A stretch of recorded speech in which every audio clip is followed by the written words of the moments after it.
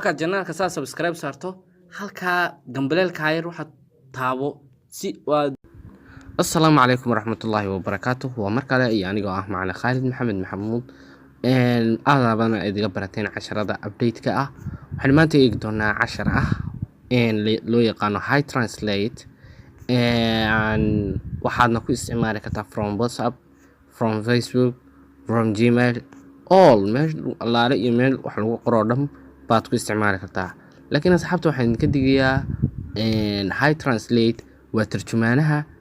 afafka adduunka inkastoo laakiin uusan af Soomaali ku jirin bas laakiin haddii aad tahay qof af Ingiriisi ku xeel dheer waxaad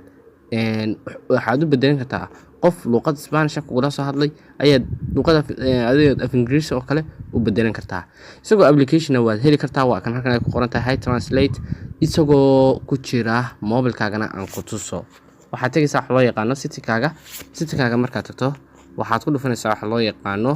acceptary ayaad ku dhufanaysaa kolkaad ku dhufato acceptary hoos ayaad u soo tagaysaa hoos markaad soo tagto waa kan High Translate waa off High Translate waa off aan iraahdo on